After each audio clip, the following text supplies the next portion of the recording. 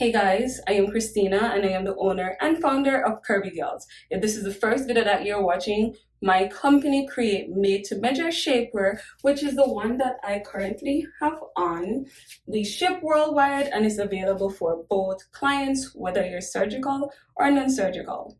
So I was talking to some of my clients who walked into store, and then by conversating with them, I kind of realized, we're getting a lot of new people, and it's not my veteran followers or my veteran supporters. Thank you guys, by the way. So I decided, you know what, I probably should come on here and drop some more of my gems, seeing that I have done plastic surgery like years ago, and we are still showing the results, whether I gain weight, yes or no. So I'm like, you know what, let me just come on here and give you guys a piece of my brain. So today's video, as you can see from the title, I will be giving or telling you guys 7 questions that you should ask your plastic surgeon if you're considering liposuction. So a lot of times people think about lipo like, okay, it is going to literally, just transform my body and all. I'm not saying that it cannot, depending on what result that you're looking for. However, guys, you have to ensure that you're going with the right doctor who will be able to meet the expectations that you have, because you don't want to wake up out of surgery and not see what you expected. So the first question I will say you should be asking your plastic surgeon before you give him $1 of your money or before you even book a date is, what is his required BMI? Now, the reason why I say his is because every doctor might, accept a different BMI. If you don't know what a BMI is, it's basically your body mass index, which is basically your height to your weight. Some doctors, they won't actually feel comfortable doing the surgery if your BMI is higher than their required BMI, because you basically would be exposed to a higher risk of complication during surgery. So sometimes the doctor isn't able to do your BMI. You might, be mad, but let me tell you guys, it's literally for your own health benefits. You don't want to hurt yourself to get anything in this world. So it's best to know the expectation from jump, which is what your BMI needs to be.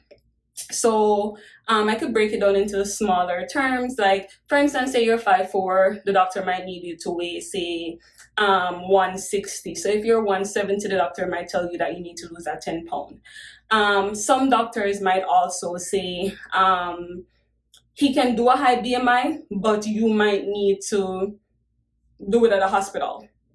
So that's the reason why I'm saying make sure you ask that first, because I have heard of clients who the doctor or the coordinator, because a lot of times, especially here in Miami, it's the coordinator that, patients speak to in regards to signing up for the surgery and asking any questions, and they'll tell them like, yes, we take the high BMI, and then the morning of your surgery they're like, oh no, we can't do it, but we could do a tummy tuck. And then not only that's a higher cost, but also you did not plan to do a tummy tuck. Or they might say, we will have to reschedule you because we're going to have to take you to the hospital, and sometimes that might be an additional cost. So that's why this is one of the most important questions. Ask your doctor from jump, so that way you know if you're going to go with that doctor, yes or no. When it comes down to me and what I recommend, my recommendations are what I would do. I would always ensure to lose the weight before, because to be honest, like with liposuction, I think that when you lose some weight before you actually do the surgery, especially if your BMI is over, your results are better, because no matter how they suck out your midsection and all, it's not going to suck out your face, it's not going to suck out your arm. You want to look as uniform as possible. So make sure you ask the BMI. If you have any question in regard to the BMI or any of my questions, go ahead and comment it below and we'll get back to you on that. Okay? All right. So the second one of the most important question. So the BMI is number 1, most important, but I'll give number 2 to how many areas of liposuction will the doctor be doing? And this, guys, is extremely important, because I realize a lot of these doctors, they understand that a lot of people who are signing up, they don't know exactly what they're signing up for. For them, it's just like, oh, I just want my belly sucked out, or oh, I just want my back sucked out, or oh, I just want a smaller waist. So they know you're not going to ask a little fine-tuned question. So for example, they might say, you can get 360 lipo done. So when you hear about 360 lipo, you're thinking about your entire, 360 around your body in regards to your midsection. But what some of the doctors are doing, they'll probably just do 6 areas, which could basically be 1, 2, 3, 4, 5, 6. And maybe they put one in the middle of your back. And that is it. But what happened to your upper back? So what you're going to have to do, like if you didn't understand exactly, or that wasn't your expectation, when you come out of surgery and realize that your upper back not touched, you're going to have to, 9 out of 10, you're going to want to do more liposuction, which again, that's an additional money. And not only that's additional money, that's additional time that you're going to need to recover again when he could have just knocked it out in one go. Sometimes the doctor might say, okay, I will do 8 or 10, but you're going to have to pay additional. So what I do recommend is ensure that the doctor is doing 12 areas of lipo. If he says that he only does 10 and you'd have to pay the add-on, is either you pay the add-on or you find another doctor who will be doing 12.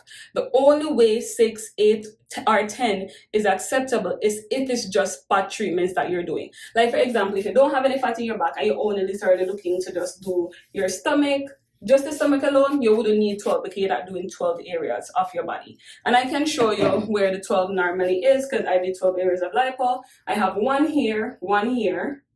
I have one here, so that's 4. I have one here, so that is 6. And then I have one here, so that is 8. And then I have 9. No, so that's 8. Then I have 9.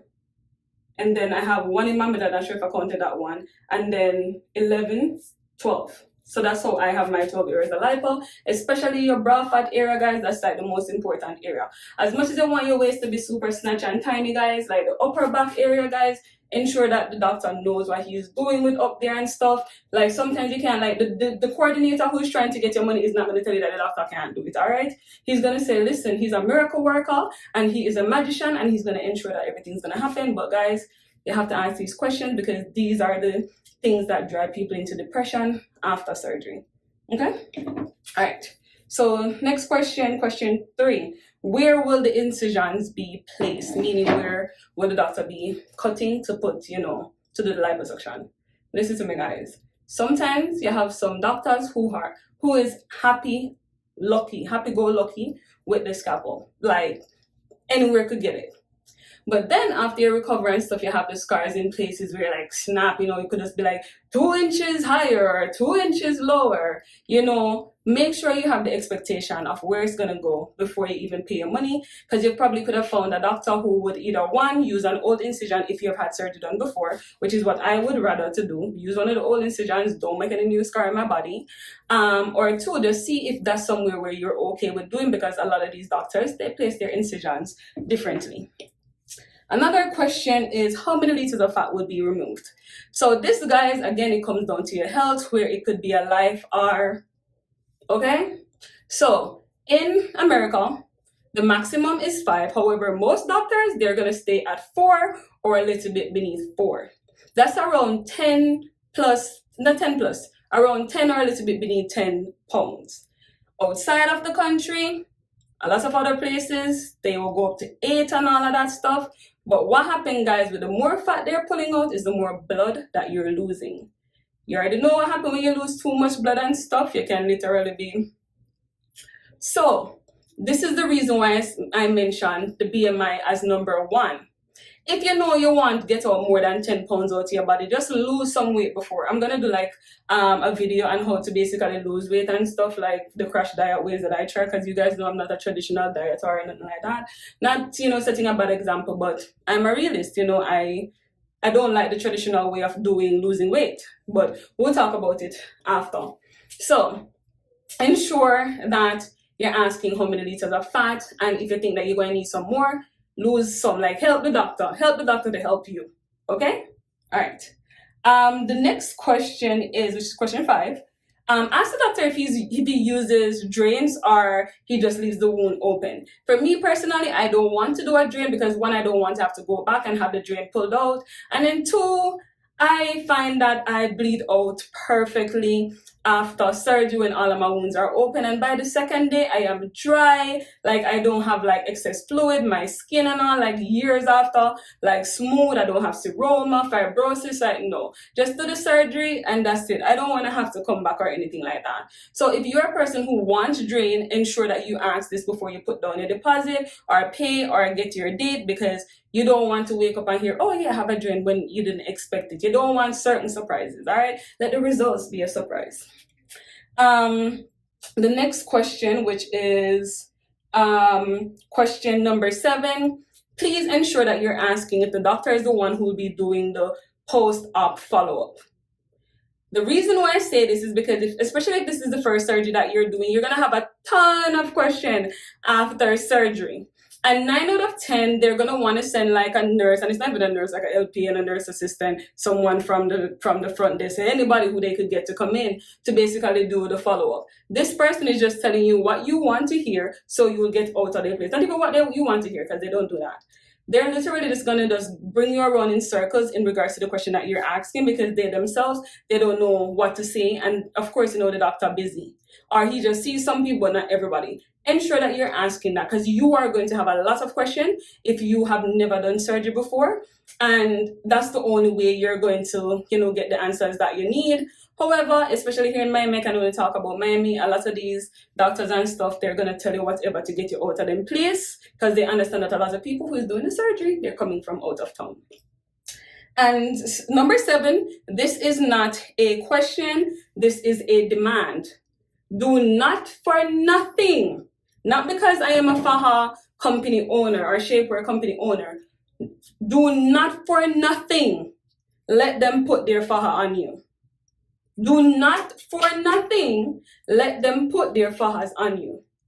The biggest thing is, guys, they're just buying these stuff in wholesale and all and just putting them on you. They don't care how it fits, they don't care anything, they're just putting like this big old thing on you. That's literally it.